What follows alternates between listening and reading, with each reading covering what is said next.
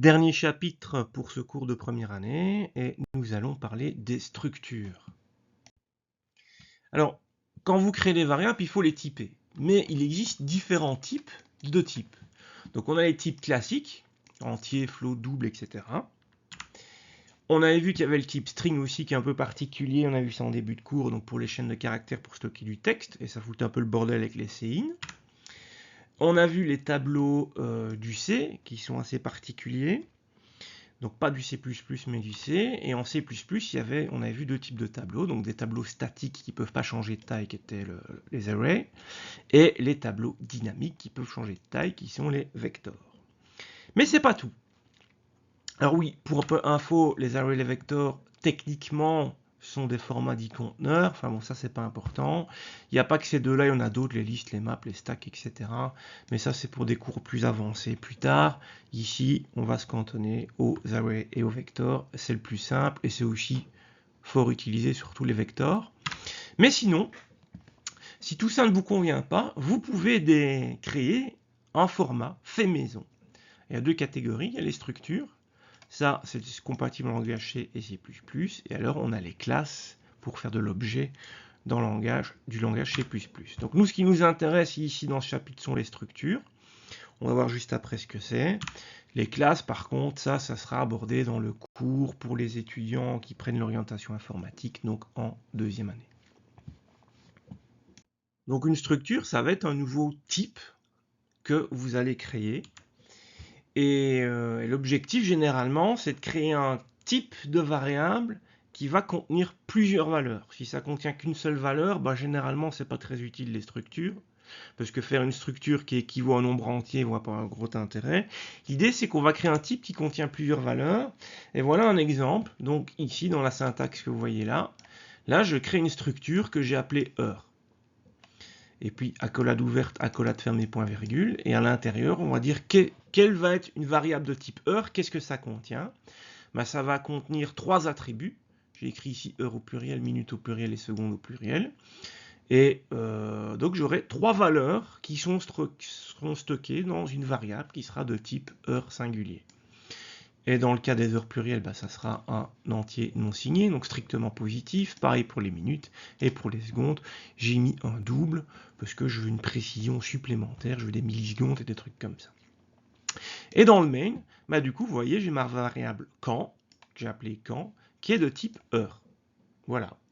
Et donc quand contient trois attributs, et donc je peux faire quand.heure et lui mettre la valeur 12, quand.minute mettre 54, et quand.seconde et mettre 30, quelque chose. Et donc ces trois valeurs seront stockées simultanément dans la variable quand. Et donc ça permet de diminuer le nombre de variables, parce que si je n'avais pas les structures dans mon main, je devrais me trimballer trois variables, une pour les heures, les minutes et les secondes. Ici, je me suis dit, comme j'allais manipuler les heures, je vais créer une structure heure, et du coup, dans mon main, je manipule, dans ce cas-ci, qu'une seule variable, qui s'appelle quand. Donc, ça permet de simplifier. Et la différence par rapport à un tableau, dans un tableau, si je veux, j'aurais pu faire un tableau que j'aurais appelé heure, qui contient 3 cases, mais dans le cas d'un tableau, toutes les cases doivent être du même type. Or, vous voyez ici que dans la structure, je peux mettre des types différents pour mes différents attributs. Voilà, et donc ça c'est un des gros avantages de la structure, plus propre, et on peut faire des trucs un peu custom. Reprenons cette structure heure. Alors on n'est pas obligé de l'initialiser quand on crée une variable de type heure. Maintenant, vous voyez qu'il y a deux petits points ici indiqués, c'est parce qu'il dit « Oh, c'est pas génial, règle de bonne pratique, tout ça ». Donc si on veut initialiser quand on crée, c'est possible.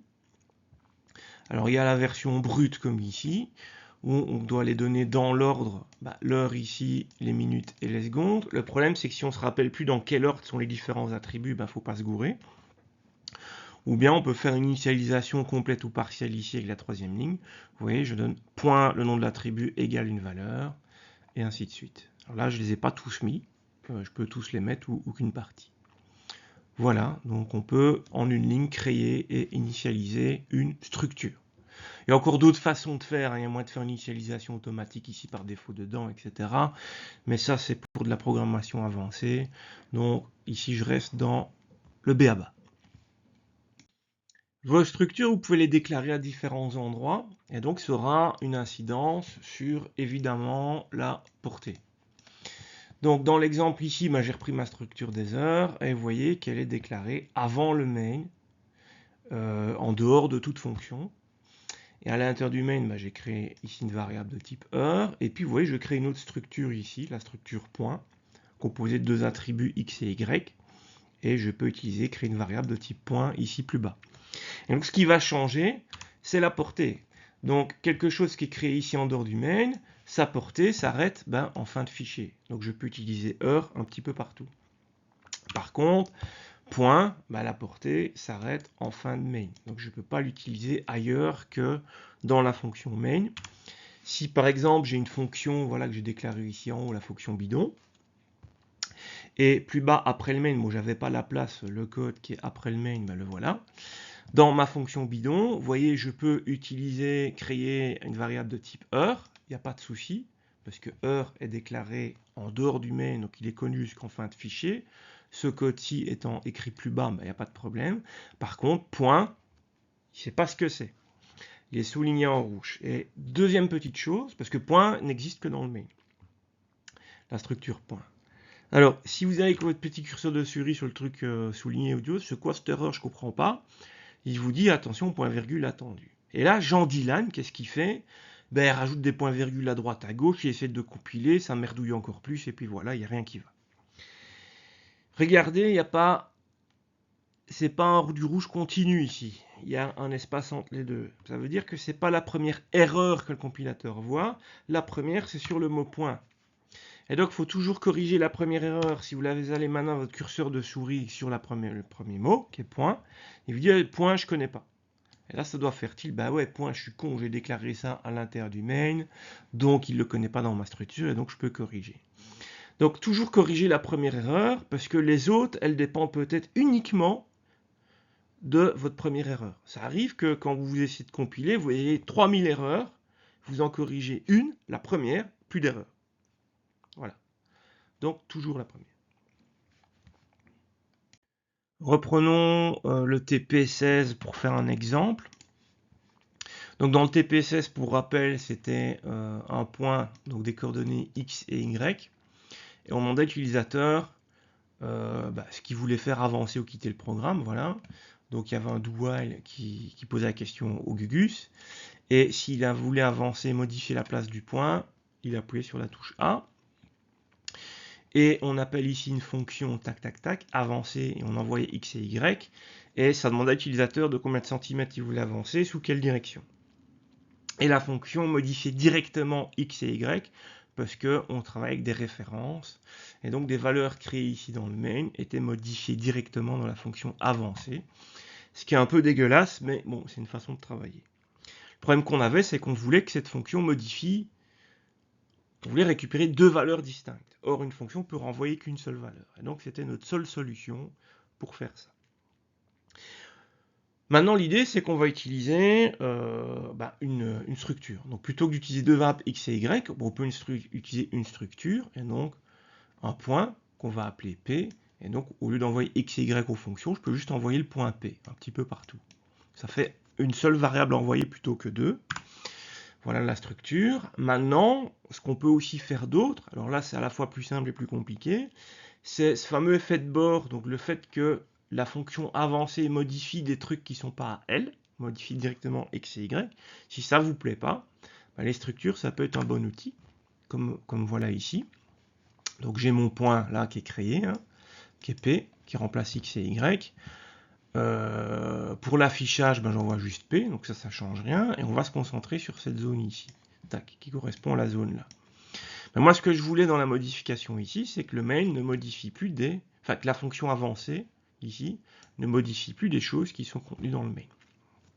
Donc une solution, ça serait que la fonction avancée demande à l'utilisateur ce qu'il veut faire, et que la fonction avancée ne modifie pas x et y, mais calcule juste, tiens, si le mec veut avancer de 10 cm sur un angle de 45 degrés, ça fait un déplacement de 7,7 cm, 7,07 cm en x et pareil en y.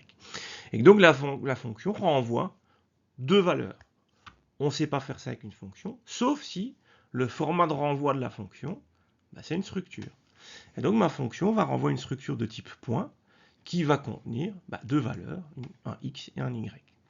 Et donc je vais utiliser la valeur en x et ajouter ça à l'attribut x de mon point, et pareil pour y, et donc j'aurai un point qui sera déplacé par rapport à ce que l'utilisateur a voulu faire, sans que cette fonction modifie des choses qui ne lui appartiennent pas. Voilà, ça permet d'éviter l'effet de bord, quoi. Histoire d'être complet, vous avez ici les fonctions du code précédent, hein. Donc la fonction affichage, tac, tac, tac, qui recevait un point P, et puis qui affichait dans une belle phrase les valeurs qu'il y a dans le point P. Alors je l'ai appelé P, je pouvais l'appeler Toto. C'est bien un passage par copie, hein, donc c'est pas comme les tableaux du C, c'est bien une copie du P qu'il y a dans le main, qui est stocké ici dans le P de la fonction affichage. On peut aussi faire des références de structure, hein, comme pour les variables, c'est tout pareil, que ce soit une structure ou un entier, ça se manipule tout pareil. Et on a la fonction avancée ici qui recevait le même plus de paramètres. On demande au Gugus de combien de centimètres et sous quel angle il voulait avancer. Et puis ici, je crée local à ma fonction une structure de type point que j'ai appelée P, mais je pouvais aussi l'appeler autrement. Je fais mes calculs. Et donc l'idée ici, c'est pas de mettre à jour le point P, mais c'est de calculer uniquement le déplacement en X et en Y qui correspond à ce que l'utilisateur a demandé. Et je renvoie alors un résultat de type point au main qui a appelé la fonction avancée. Et donc l'avantage de cette solution par rapport au corrigé du TPCS, c'est que vous voyez qu'on n'utilise plus de référence. Et si on n'utilise plus de référence, il n'y a plus d'effet de bord. Donc chacun modifie que ses trucs à lui et ne va pas modifier la propriété des autres. Donc une fonction ne peut pas modifier ce qu'il y a dans le main. En faisant comme ça, c'est plus propre d'un point de vue principe. C'est pas forcément plus propre d'un point de vue syntaxe. Et donc, avec les fonctions, utiliser les structures dans les fonctions, généralement, ça permet de passer moins de paramètres et ça permet à ce qu'une fonction puisse fournir plusieurs de valeurs en retour. Donc ici, comme c'est une structure point en retour de fonction, je fournis, dans ce cas-ci, le point c'est x et y, je fournis deux réponses, deux valeurs, alors que si je travaille avec des variables classiques, je peux renvoyer qu'une seule valeur. Et en même temps, ça me permet d'éviter de créer des effets de bord si j'utilise ça judicieusement. Dernier point, c'est le tri. Il est possible de créer, donc voilà, bon, j'ai ma structure heure qui est là, tac, un classique, vous l'avez déjà vu 1000 fois. Regardons le main. Je crée ici un vecteur d'heure. Oui, on peut faire un tableau ou un vecteur de structure, il n'y a pas de souci. Donc chaque case de ce vecteur, ça sera une structure de type heure qui aura chaque fois 3 attributs.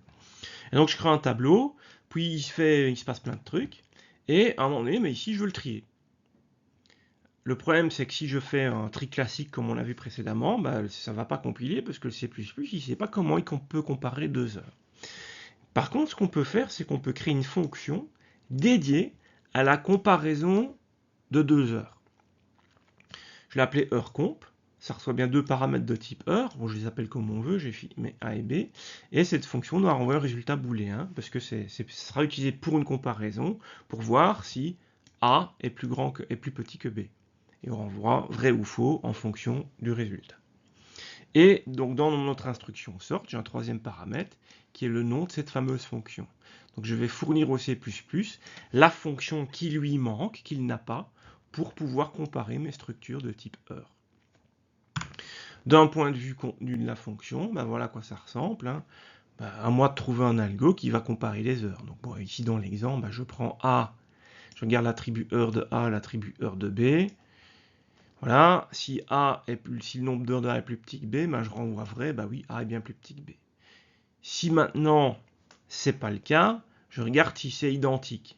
Si c'est pas identique, ça veut dire que B est plus petit que A, et donc je vais me barrer du if, et je vais arriver ici à la fin de ma fonction, je vais renvoyer faux.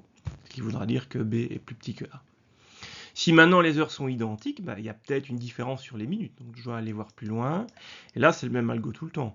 Si A a moins de minutes que B, je renvoie vrai, A est bien plus petit que B.